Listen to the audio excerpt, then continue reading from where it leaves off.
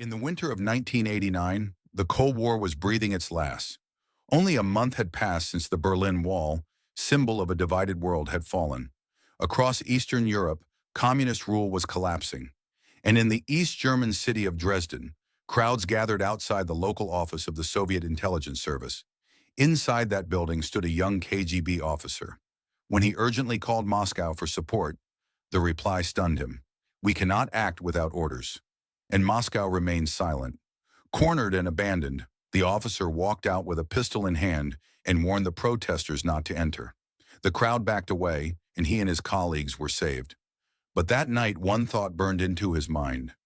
If the center of power can stay silent, then real strength is in becoming the center of power.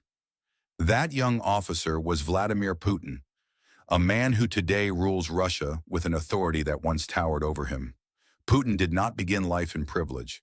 He grew up in a cramped communal building in Leningrad where residents shared bathrooms. His father had served in the Navy. His mother worked long hours in a factory. Local bullies often targeted young Putin, and he developed a fierce temper, something he vented by hunting the rats that infested their building. Determined to change his fate, he turned to martial arts.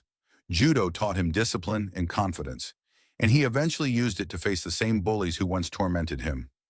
Later, he would say that childhood taught him a harsh law of survival. If a fight is unavoidable, strike first.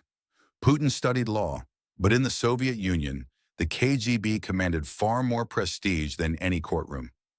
Inspired by a film about a heroic Soviet spy, he decided that his future lay in intelligence work. In 1975, he became a KGB officer.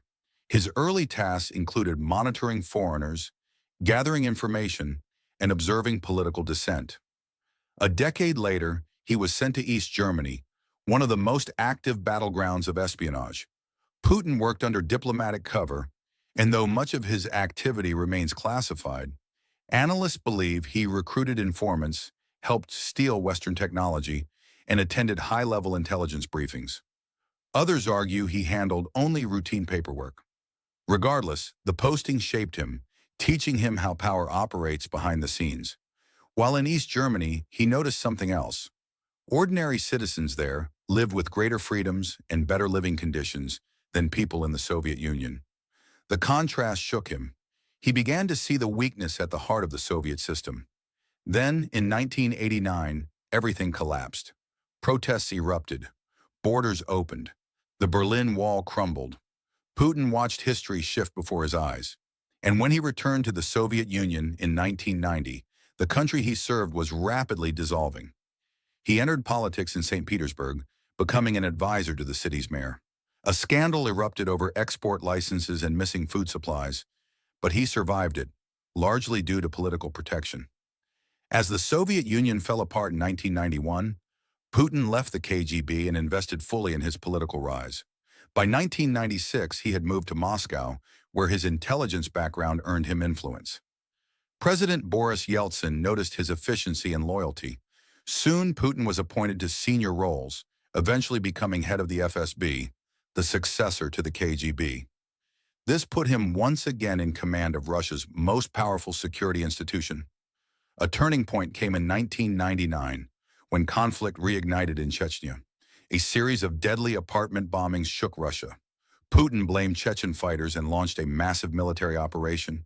The attacks also propelled his popularity sky high, as many Russians began to view him as a strong defender of the nation.